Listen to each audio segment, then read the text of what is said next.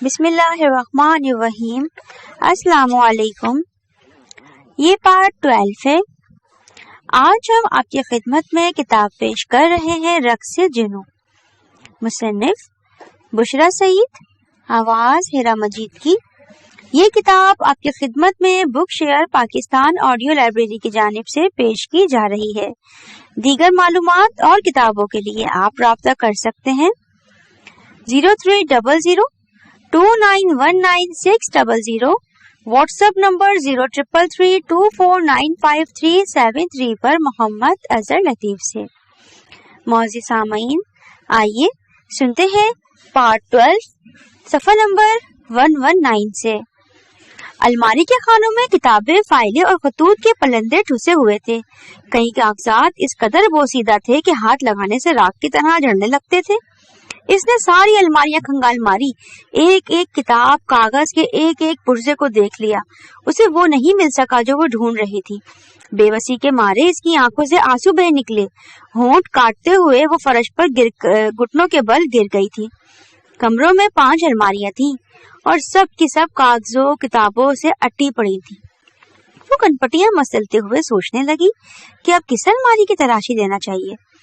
یہ دوسری الماری، یا شاید وہ والی الماری جو انتہائی کونے میں رکھی ہوئی تھی، یا شاید وہ جو دیوار کے ساتھ روشن دان کے نیچے تھی۔ ہر الماری کو دیکھ کر اسے شبہ ہونے لگا تھا کہ اس کی مطلوبہ شے اسی الماری میں تھی۔ وہ پھوٹ پھوٹ کر رونے لگی۔ اس کی سسکیاں پورے کمرے میں گونجنے لگی تھی۔ اس عورت کے بارے میں سوچتے ہوئے اسے یاد آیا تھا کہ ایک روز ان 5 الماریوں میں سے کسی ایک کو بلا مقصد کھنگالتے ہوئے اسے قرآن پاک کا نسخہ نظر آیا تھا اور بغیر کھولے اس نے واپس اسی جگہ پر رکھ دیا تھا۔ اب اسے اسی کی تلاش تھی۔ اسے وہ کتاب چاہیے تھی۔ اسے کسی ایک آیت، کسی ایک حرف کی ضرورت تھی جو اللہ سے متعلق تھا۔ وہ اٹھی اور دوسری الماری کی طرف بڑھی۔ وہ کرم خوردہ کتابوں کو نکال کر دیکھنے لگی۔ پہلے خانے سے آخری خانے تک اس نے ساری کتابیں دیکھ لگی۔ اسے قرآن پاک نہ ملا۔ وہ چھوٹے بچوں کی طرح ہچکیاں لیتے ہوئے تیسری الماری کی تلاشی لینے لگی۔ وہ کتابوں کو دھندلائی ہوئی آنکھوں سے دیکھ کر فرش پر اچھال دیتی۔ اس نے ساری الماریاں خالی کر ڈالی۔ اس کی پشت پر کتابوں کا انبار لگا تھا۔ اس کے ہاتھ، پاؤں، چہرہ، گردن سب گرد سے اٹے گئے تھے۔ اس کے بالوں میں کاغذ کے بے شمار پرزے اٹکے ہوئے تھے۔ وہ پھولی ہوئی سانسوں کے ساتھ بھاگتی ہوئی نکڑ میں رکھی ہوئی الماری کے قریب چلی گئی اور وہی الماری دہرانے لگی جو وہ پہلے کر چکی تھی۔ وہ کتابوں کو باہر پھینکتے ہوئے پاگلوں کی طرح چیخ رہی تھی۔ اس کی تکلیف کا اضافہ ہوتا جا رہا تھا۔ اس الماری سے بھی وہ کچھ حاصل نہیں کر سکی۔ وہ بال نوچنے لگی اور کتابوں کے ڈھیر پر گر کر اونچی آوازوں سے رونے لگی۔ اس کی آنکھوں میں اتنی گرد جمع ہو گئی تھی کہ اسے دکھائی دینا بند ہو گیا تھا۔ اب صرف ایک الماری بچی تھی۔ اگر اس میں بھی اللہ کی کتاب نہ ہوئی تو اسے لگا وہ مر جائے گی۔ کوئی دونوں ہاتھوں سے اس کا گلا دبا رہا تھا۔ وہ اپنی دکھتی ہوئی آنکھوں کو سختی سے رگڑتے ہوئے اٹھی اور لرزتے ہاتھوں سے 5ویں الماری کے پٹ کھولے۔ اب وہ کتابوں کو نہایت آہستگی اور مست روی سے دیکھ رہی تھی۔ تیسرے خانے کی پہلی کتاب کی طرف ہاتھ بڑھاتے ہوئے اس نے اپنا سانس تک روک لیا تھا۔ وہ قرآن پاک تھا۔ اس نے اندھی آنکھوں کو پھاڑ کر کتاب کو پہچاننے کی کوشش کی۔ وہ واقعی قرآن تھا۔ اسے یقین نہیں آ رہا تھا کہ وہ اسے ڈھونڈنے میں کامیاب ہو گئی تھی۔ گرد جمے اوراق کو بے تحاشا چومتے ہوئے وہ عین بلب کے نیچے بیٹھ گئی تھی۔ اسے عربی پڑھنا تو نہیں آتی تھی۔ بچپن میں محض ایک دفعہ قرآن پاک پڑھا تھا، مگر اس کے بعد کبھی کھول کر نہیں دیکھا۔ وہ فراموش کر چکی تھی۔ اس نے جلتی آنکھوں سے حروف کو شناخت کرنے کی کوشش کی اور ہجے کر کے اٹک اٹک کر پڑھنے لگی۔ اس کی ہچکیاں بن گئی تھی اور تھوڑی سی دیر بعد جسم کو جھٹکا سا لگتا تھا۔ وہ پڑھ نہیں پا رہی تھی، الفاظ ادا نہیں کر پا رہی تھی۔ اسے الفاظ ادا کرنے میں بہت سخت اور دقت پیش آ رہی تھی۔ بے بسی کے مارے وہ پھر سے رونے لگی۔ سطروں کے نیچے نہایت باریک لکھائی میں ترجمہ لکھا تھا۔ اس کی آنکھوں میں مٹی کے ذرات کی ایسی چبھن تھی کہ وہ اردو میں لکھے ترجمے کو وضاحت کے طور پر نہیں پڑھ پا رہی تھی۔ اس نے گیلی گدلی آنکھوں کو زور سے رگڑ ڈالا اور جھک کر باریک حروف کو اونچی آواز میں پڑھنے لگی۔ جب آسمان پھٹ پڑے اور تارے جھڑ پڑے اور جب سمندر بہا دیے جائیں اور جب قبریں کریت دی جائیں تو ہر جان جان لے گی وہ اس سے آگے بھیجا اور جو پیچھے۔ اے آدمی، تجھے کس چیز نے فریب دیا؟ اپنے کرم والے رب سے۔ آسیوں کو گولے نے اس کی آواز کا گلا گھونٹ دیا تھا۔ آنکھوں میں تنی مٹیالی دھندلی چادر نے اس کی بینائی چھین لی تھی۔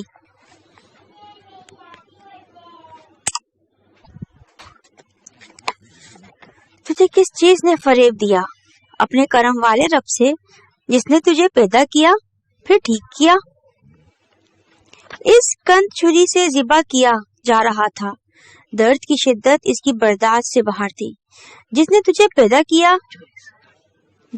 پیدا کیا پھر ٹھیک بنایا، پھر ہموار فرمایا، جس صورت میں چاہا تجھے ترتیب دیا۔ وہ قرآن کو سینے سے بیچ کر چلانے لگی۔ اس کا پورا وجود ایک ٹھیس بن گیا تھا۔ ہر مسام سے آنسو ابل رہے تھے۔ ساری رات وہ روتی رہی تھی۔ قرآن کو سینے سے لگائے کمرے کے طول و عرض میں بھٹکتی رہی تھی۔ نہ جانے کس وقت اس پر غنودگی طاری ہوئی۔ کسی کھٹکے سے اس کی آنکھ کھلی تو وہ ایک الماری کے ساتھ ٹیک لگائے بیٹھی تھی۔ قرآن اب بھی اس کے بازو میں موجود تھا۔ دروازے کا ہینڈل گھومتے دیکھ کر وہ جلدی سے اٹھی، قرآن کو الماری میں چھپا دیا اور پھر سے نیچے بیٹھ گئی۔ اونیل آہستگی سے چلتا ہوا اندر آیا۔ اس کے ہاتھ میں ٹرے تھی۔ ٹرے اس کے قریب زمین پر رکھ کر وہ خود بھی پاس بیٹھ گیا تھا۔ آئی ایم سوری، میں ساری رات سو نہیں سکا۔ مجھے تمہیں پریشان نہیں کرنا چاہیے تھا۔ تم بھول جاؤ ساری بات کو۔ میں تمہیں مذہب بدلنے کے لیے مجبور نہیں کروں گا۔ ہم اپنے اپنے مذہب پر قائم رہیں گے۔ اپنے اپنے مذہب پر رہتے ہوئے بھی تو زندگی گزار سکتے ہیں۔ تم ٹینشن مت لو۔ مجھے اس طرح نہیں کہنا چاہیے تھا۔ میں اپنے الفاظ پر شرمندہ ہوں۔ تم کھانا کھا لو پلیز۔ رات سے بھوکی ہو۔ ان دنوں تمہیں بہت احتیاط کرنی چاہیے۔ میں بھی پوری کوشش کروں گا کہ تمہیں دکھ نہ دوں۔ صحت کے لیے تمہارا خوش رہنا ضروری ہے۔ اب ہم اس موضوع پر کوئی بحث نہیں کریں گے۔ پلیز کھانا کھا لو۔ وہ منت آمیز لہجے میں بول رہا تھا۔ جاسیہ کا جھکا ہوا سر نہیں اٹھا۔ اس نے ایک نظر بھی اونیل کی طرف نہیں دیکھا تھا۔ میں سوری کہہ رہا ہوں۔ آئندہ میں محتاط رہوں گا۔ تم بھی اپنے رویے سے تھوڑی لچک پیدا کرو۔ مجھے تم سے محبت ہے۔ آئی سویئر مجھے تم سے محبت ہے۔ اونیل نے اس کا ہاتھ پکڑ کر اپنے رخسار پر رکھنے کی کوشش کی تھی۔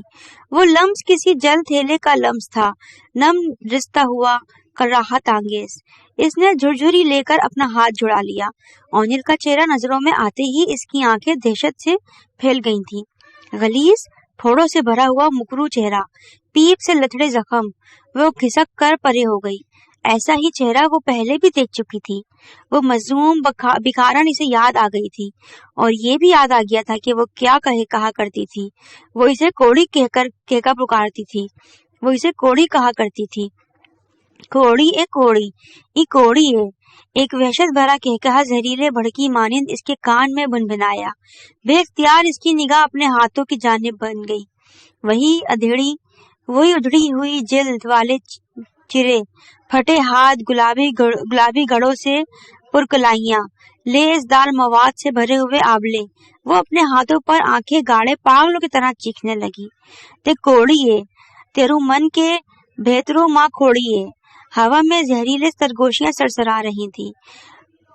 واجو سونی چمڑی ماں لکائے پھرے کوڑے، اس نے 3 گھن کیوں نہ کھاوے۔ وہ جو سونی چمڑی میں کوڑے چھپائے پھرتے ہیں تو ان سے گھن کیوں نہیں کھاتی۔ اس نے کچھ فاصلے پر ایک کوڑی اپنے غلیظ ہاتھ کی طرف بڑھا رہا تھا۔ وس کو سب دیکھے، واصف کے بھید جانے، بہتر کی باتا جانے، واتی سے گھن کھا گیا۔ تا بول رہی کیا کرے گی تھی، کدھر جاوے گی، بول رہی تھی کیا کرے گی، بول رہی وہ سب دیکھتا ہے، وہ سب کے بھید جانتا ہے، اندر کی باتیں جانتا ہے۔ وہ تجھ سے گھن کھا گیا تو بتا کیا کرے گی۔ اس ایک آواز کے سوا اسے کچھ سنائی نہیں دیتا تھا۔ میری کسی غلطی نے تجھے ناراض کر دیا، میں کیا کروں، تجھے کیسے منا لوں۔ میں یہ برداشت نہیں کر سکتی، مجھ میں اتنی ہمت نہیں کہ تیری ناراضگی سہ سکوں۔ مان جا، مجھے اپنی پناہ میں لے لے. تیرے بغیر میں گھل گھل کر ختم ہو رہی ہوں. اگر تیری یہی رضا ہے تو مجھے ایک ہی بار موت دے دے. میں گیلی لکڑی کی طرح آہستہ آہستہ راکھ بن رہی ہوں. تو ایک ہی بار مجھے جلا ڈال. جسے تنور میں گرنے والا تنکا ایک لمحے میں پہلے فنا ہو جاتا ہے، وہ نہ آئے. اگر وہ آ گیا تو میرے جسم سے پھوٹتی بدبو سب جان لیں گے. لوگ مجھ سے گھن کھائیں گے. تو روک لے اسے نہ آنے دے. تو روک سکتا ہے صرف تو. اور اگر اگر اسے آنا ہے تو صبح ہونے سے پہلے مجھے موت دے دے. میں مر جانا چاہتی ہوں. وہ ساری رات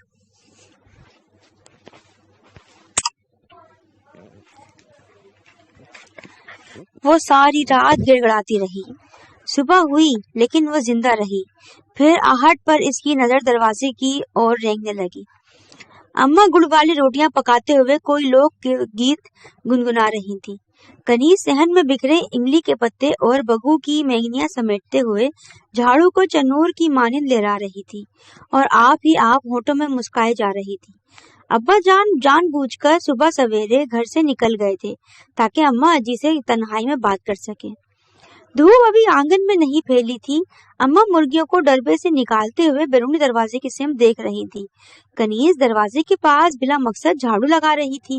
جب جھاڑو کے تنکے بھوری پشاوری چپل تلے آ گئے، عائشہ نے اجی کو دروازے سے اندر داخل ہوتے دیکھا تھا. سنبھل کر درخت پر چیل کا گھونسلہ تھا.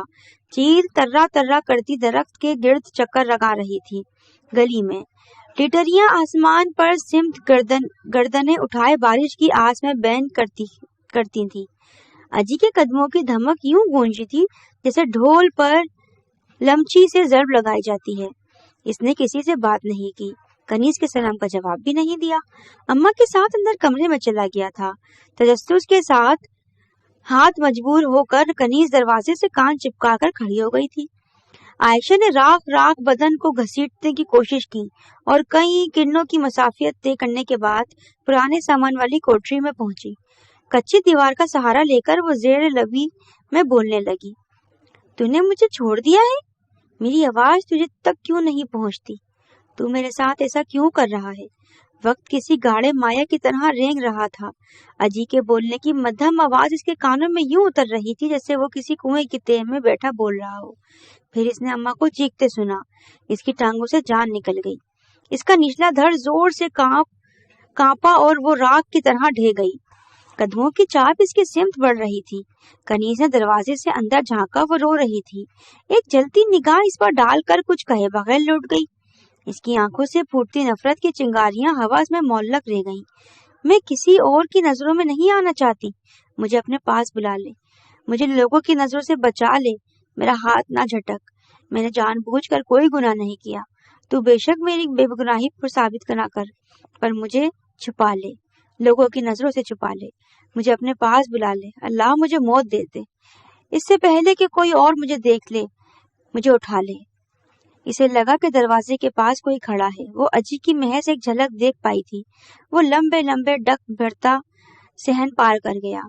کواڑ کی در سے اس نے اماں کو تنور کی سمت جاتے دیکھا. وہ جھک کر ایک لکڑی اٹھا لائی. اب ان کا رخ اس کمرے کی طرف تھا. اس نے آنکھوں پر سختی سے ہاتھ جما کر چہرہ گھٹنوں میں چھپا لیا تھا. جھوٹے بازو میں رازالے کھاتی ہی چچی، میں بغیرت نہیں ہوں جو آنکھیں میٹ کے بند کر کے برداشت کر لوں. اماں نے پیٹی کا سہارا لے کر خود کو گرنے سے بچا رکھا تھا. تھوک نگلتے ہوئے چیخ کر بولی. روک لے اپنی زبان کو. ایک حرف بھی اور کہا تو تیرا لہو پی جاؤں گی. میری دی ہم پر تہمت لگاتے تیرا دل نہیں کانپا؟ خدا کا خوف کر کچھ. او مجھے پر ایویں ہی گرم نہ ہو چاچی. میں نے اسے ملنے سے روکا. بہت کوشش کی کہ اس بے حیا سے رک جائے، پر ہونی کو کون ٹال سکتا ہے. اس نے اپنا رنگ دکھا چھوڑا. میرا احسان مان. میں نے بھرم رکھا تم لوگوں کا. گھر میں بات نہیں کی کسی سے. چپ چاپ اسے ادھر اٹھا لایا. جو میں چپ نہ رہتا تو کیا ہوتا جانتی ہے تو؟ اسی وجہ سے میں نے اپنا تبادلہ کروا لیا ہے. اس کتے کو بہت ڈھونڈا میں نے، بڑا تلاش کیا. اس کا خون کر کے پھانسی چڑھنا قبول ہے مجھے، پر یہ بغیرتی کی زندگی قبول نہیں. وہ بھاگ گیا ہے کہیں. میں بھی چھوڑوں گا نہیں اسے. जहाँ भी मिले कुत्ते की मौत मारूंगा। और रब का वास्ता है, अब इस बात को पी जा, अपने दिल में दफन कर लेना, कहीं थाना कचेरी ना करने लगना, लोग थू थू करेंगे। वो चला गया था। कमरा यूं डोल रहा था जैसे बहते पानी पर तीर तैर रहा हो। अम्मा ने बाहर आकर तनव्वुर का रुख किया और शीशम की टेढ़ी सी शाख हाथ में लेकर वो आयशा के कमरे की तरफ बढ़ गई थी। वो दीवार के साथ जमीन पर घुटनों में सर दिए बैठी थी। इसने अनाबी रंग का नया जोड़ा पहन रखा था और कपड़ों पर इतना इत्र लगाया था कि सांस लेना भी दुश्वार हो रहा था। अम्मा चंद कदम उठाकर इसके सर पर पहुंची और मुंह से कुछ किए बिना लकड़ी से इसे मारने लगी। हर ज़र्ब पर इसका जिस्म कांपता और वो परे खिसकती जाती। अमन ने ये जानने की कोशिश नहीं की कि चोट कहाँ कहाँ लग रही थी। इसका सर, बाजू, गर्दन, कंधे सब लकड़ी की जद में आ रहे थे। इसने ना तो इनका हाथ रोकने की कोशिश की और ना ही इसने हलक से कोई आवाज बरामद हुई। कनीज रोती हुई अंदर आई और अम्मा को बाज रखने की कोशिश करने लगी। उन्होंने उसे धक्का देकर परे कर दिया था। आयशा खिसकते खिसकते जिस्ती ट्रंकों के साथ जा लगी थी। अम्मा ने आगे बढ़कर लकड़ी इसके कंधे पर मारी तो औंधे मुंह गिर गई। इस पर वहशत सवार हो चुकी थी। वो इसकी पीठ पर जरबे लगाने लगी। लकड़ी इसकी कमीज में उलझ गई और सूती कपड़ा कंधे पर से चर्च की आवाज के साथ फट गया। जरब लगाने के लिए उठा हुआ हाथ, अम्मा का हाथ इस तरह गिरा था जैसे इन्हें फालिज हो गया हो। आयशा की शफाफ जिल्द पर इनकी लगाई हुई चोटों से उभरने वाली सुर्खी के साथ जलने के सियाही माइल भूरे निशान भी दमक रहे थे। इनकी बूढ़ी आंखों ने दो आंसू फिसलकर इनकी कमर पर गिर गए। वो दरख्त की कटी हुई शाख की तरह फर्श पर ढह गई थी। 1, 2, 3 वो सुर्ख लकीरों के दरमियान रेंगते हुए भूरे धब्बों को गिनने लगी। 4 इनके झुर्रियों भरे हाथ यूं जख्मों को टटोलते थे जैसे वो अंधी हो। वो धाड़े मार मार कर रो रही थी। इसके ज़ईफ चेहरे पर फिसलते आंसू आयशा की कमर पर गिरते रहे थे। कनीज भी अम्मा के गले लगकर रोने लगी। अम्मा ने आयशा को सीधा करके इसका सर अपनी गोद में रख लिया। हंसली की हड्डी से किसी जोंक की तरह चिमटा हुआ नील का निशान इसकी धुंधली आंखों के सामने था। इसका चेहरा हाथों में लेकर वो देर तक बेन करती रही। इस रोज अम्मा ने दोपहर की रोटियां लगाने के लिए तनूर नहीं जलाया, बगू को चारा नहीं दिया, ना ही इसने कोई बात की, मुर्गियों को दाना नहीं डाला, इमली की शाखों में लटके हुए आप खोरों की चुड़ियों के लिए चोगा नहीं डाला, कनीज ने हांडी नहीं पकाई, स्यूती के फूलों को पानी नहीं दिया। अब्बा गोश्त का लिफाफा उठाए दरवाजा खोलकर अंदर दाखिल हुए तो मुर्गियां भागकर बाहर गली में निकल गईं। आंगन में खाट पर लेटी अम्मा आसमान को तक रही थी। कनीज नलके के गिर्द चुनी हुई पुख्ता ईंटों की मुंडेर पर बैठी टिंकों से खेल रही थी। इमली के तने से बंधी हुई बग्गू भूख से बिलबिला रही थी। अजी चला गया? हाँ। अम्मा के पापड़ी जमे होठ जरा से हिले। अब्बा की आंखों में तजस्सुस उभरा और वो चारपाई की पायतियाने पर बैठ गए। मैं तो गोश्त लाया था। पुट की बोटियां लाया हूँ मैं। अजी को पसंद है ना? बात हुई? इनकार कर दिया उसने। इनकार कर दिया? लिफाफे पर अब्बा के हाथ की गिरफ्त ढीली बढ़ गई। क्यों? किसने इनकार कर दिया? बस कर दिया, मर्जी उसकी। पूरी बात सुना मुझे, उठकर बैठ, क्या बात हुई थी? अम्मा उठकर ना बैठी। ऐशु अब वहां नहीं जाएगी, पढ़ाई को इधर ही खत्म समझो। मुझे भी पता है अब ये कैसे जा सकती है। हैरानी वाली बात है कि अजी इतना बेदीद हो गया। मैं तो समझता था लिहाज वाला बच्चा है, इसीलिए तेरी बात मान गया था। अब खुश है? पड़ गई सीना ठंड? घर बुला के बेइज्जती करवा ली, सर में खाक डाल गया वो। अम्मा ने कोई जवाब न दिया और करवट लेकर पहलू के बल लेट गई। शाम अपनी अबनूसी उंगलियों से खिड़कियों और रोशनदानों के शीशों पर दस्तक दे रही थी और इस दस्तक का जवाब देने के लिए कमरे के गोशों से मुबहिम पर छाइयां सारा भार रही थी। वो सजदे में गिरी रो रही थी। तूने मुझे क्यों बनाया था तो मेरा दिल कीचड़ से क्यों बनाया? जिस आंखों से मेरे दिल में कीचड़ क्यों भर दिया? जिन आंखों से मैंने इसका चेहरा देखती थी वो तूने छीन क्यों ना ली? जिन कदमों से चलकर इसकी तरफ जाती थी वो तूने ले क्यों ना ली?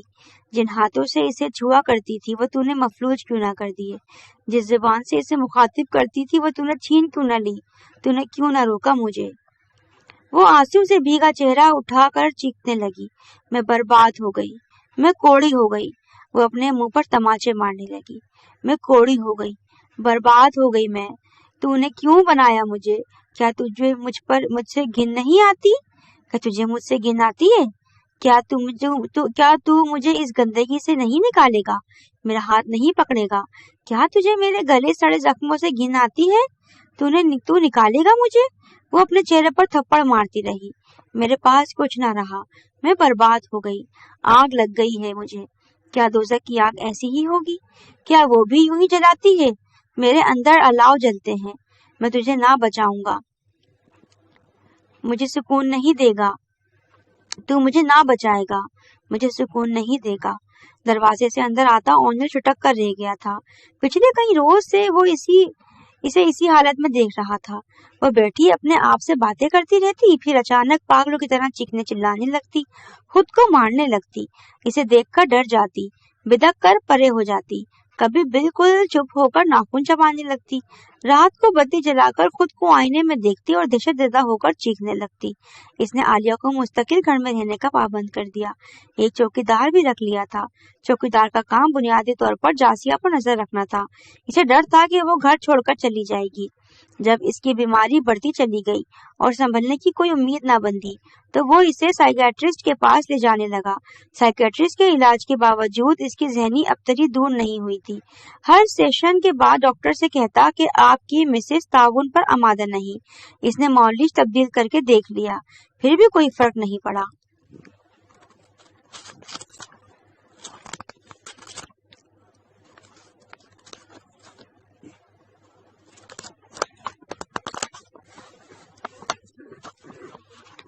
वो धीरे धीरे पागलपन की तरफ बढ़ रही थी। डॉक्टर फरक कह रहे थे, तुम इनके साथ कोऑपरेट नहीं कर रही। आलिया काफी कामिंग इसके सामने रख रही थी। जब ओनिल ने इसे मुखातिब किया था, इसे मग के गर्म किनारे पर उंगली फेरते हुए बल खाते धुएं पर नजरें जमा दी। तुम प्लीज खुद को संभालने की कोशिश करो। ओनिल ट्रे में रखा मग उठाकर इसके सामने आ बैठा। तुम क्यों इतनी खौफजदा हो? मैं तुम्हें इस हाल में नहीं देख सकता। गट से अटे बेतरतीब बाल, केकर के फूल जैसी रंगत, आंखों के गिर्द सियाह हल्के, रुखसार की उभरी हुई हड्डियां, मुलगचे कपड़े, वो पहचानी न जाती थी। तुम मुझे जानने क्यों नहीं देते? छोड़ क्यों नहीं देते मुझे? कहाँ जाओगी तुम? मैं तुम्हें कैसे छोड़ सकता हूँ? तुम ये वहम अपने दिल से निकाल दो, मैं तुम्हें छोड़ दूंगा। मैं दारुल अमान चली जाऊंगी। तुम मुझे जाने दो, मैं तुम्हारे साथ नहीं रह सकती। आज रात तुम्हें एक म्यूजिकल फंक्शन में ले जाऊंगा। मुल्क के मशहूर तरीन पॉप सिंगर्स आ रहे हैं, वहाँ जाकर तुम बेहतर महसूस करोगी। वो छोटा सा घूंट लेते हुए बोला, मैं अब कभी बेहतर महसूस नहीं कर सकती। मुझे कहीं जाकर सुकून नहीं मिल सकता। तुम ठीक हो जाओगी, बिल्कुल ठीक हो जाओगी। डॉक्टर फरक खासे पुरुम्मीद हैं। वो इसकी तरफ देखे बगैर बोली, मुझे किसी साइकियाट्रिस्ट की जरूरत नहीं, मुझे सिर्फ अल्लाह की जरूरत है। बोलो, अल्लाह दे सकते हो मुझे? तुमने मुझे अल्लाह से दूर कर दिया है, मुझसे अल्लाह को छीन लिया है, मुझे कौड़ी कर दिया है। कॉफी के मग को हाथ की जरब लगाकर इसने फर्श पर पटक दिया था। तुमने मुझे इस पर नजर पड़ते ही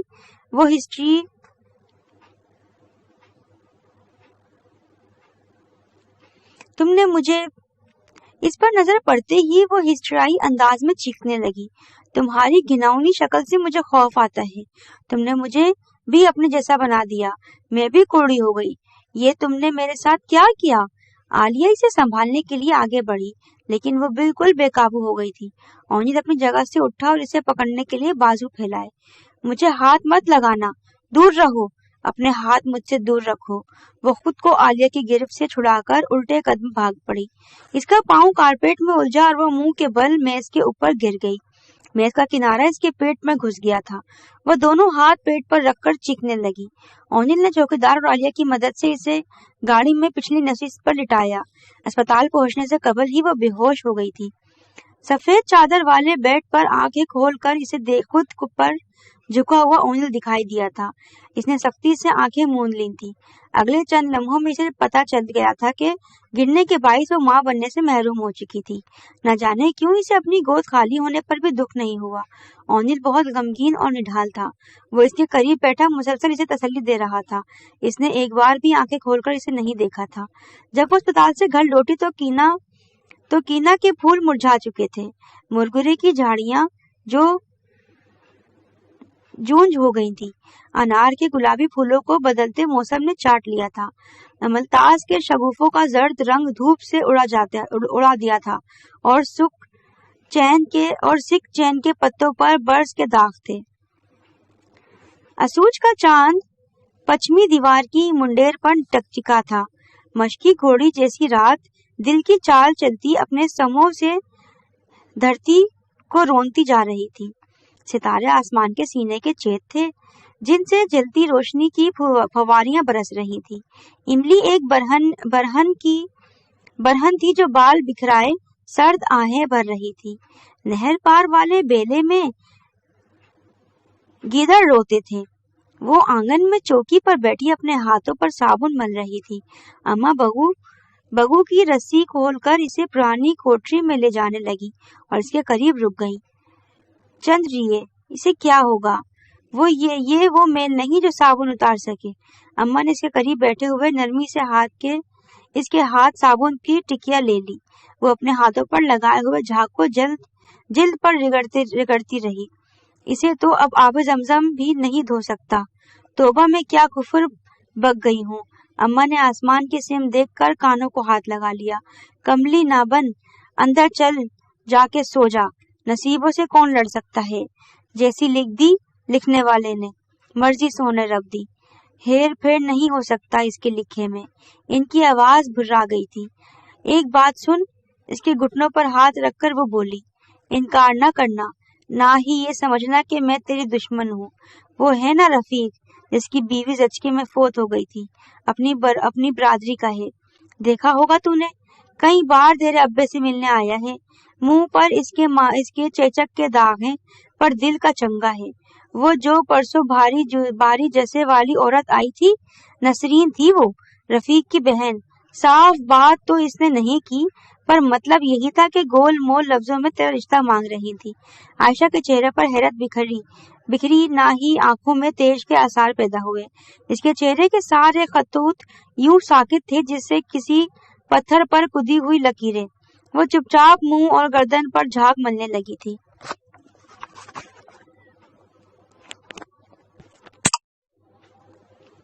बोतल का ढक्कन खुलते हुए इसने ओनिल के चेहरे पर नजर जमा दी। वो किसी कदर मुकरू नजर आ रहा था।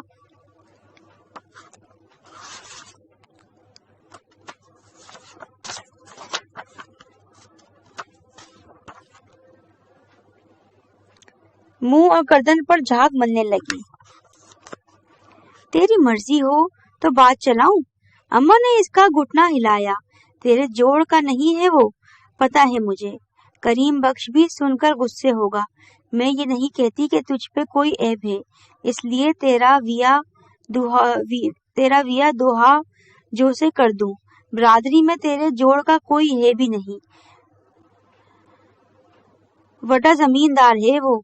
खान पीन की कोई थोड़ नहीं होगी। लेड़ा कपड़ा सुथरा होगा, इज्जत होगी, और क्या चाहिए? यही सब कुछ होता है। मैं कोई मौका देखकर तेरे अब्बे से बात करती हूँ। वो तुझसे पूछे तो इनकार ना कर देना। सोच ले आड़िए, मैं कोई जबरदस्ती नहीं कर रही तेरे साथ। अम्मा उठकर जाने लगी तो वो चलमिची पर चेहरा झुकाए पानी के छपाकों से झाग उतार रही थी। बड़ी रात हो गई है, अंदर आ जा।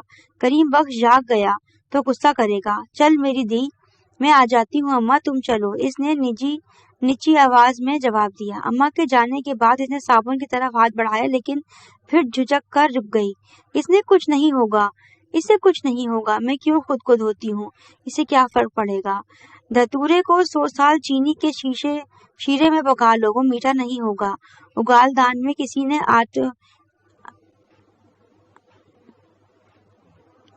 आयतों वाले वर्ग भी संभाले हैं कभी? कूड़े के ढेर पर फूलों का मकट चढ़ाने से वो खुशबू नहीं देगा। वो खुद कलामी करती हुई बैरूनी दरवाजे की तरफ चल दी। कुंडी गिराकर वो बाहर आ गई थी। इनके घर की दीवारों के साथ एक बदरू बहती थी जिसे गुल अब्बास के झाड़ों ने ढांप रखा था। वो बदरू पर चेहरा झुकाकर गंदे पानी को घूरने लगी। नाकाफी रोशनी में वो गलीज सियाल मुकम्मल सियाह नजर आ रहा था। ताफुन की वजह से इसे सांस लेना भी दुश्वार होने लगी। इसने गर्दन कुछ और ऊंची नीची कर दी और पानी को घूरते हुए बड़बड़ाई, इसमें और कुछ मुझ में क्या फर्क है? इसे कोई धोए, इसकी बदबू कौन दूर करे? बदबू से इसका दाग फटने लगा था, फिर भी इसने चेहरा नहीं छाया था। मुझे इस काबिल समझाना, इसी काबिल जाना तूने। वो घुटी घुटी आवाज में चिल्लाई, इसी काबिल समझा तूने, इसी काबिल। वो कुरान पाक को गोद में रखे अटक अटक कर आयत पढ़ रही थी। ओनिल के मुंह के बावजूद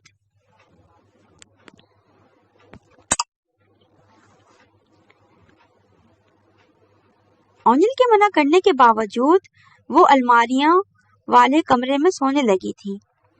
यहाँ हमारा पार्ट 12 इख्तिताम पजीर होता है। बकिया किताब सफ़ा नंबर 129 से समाअत फरमाइए। शुक्रिया।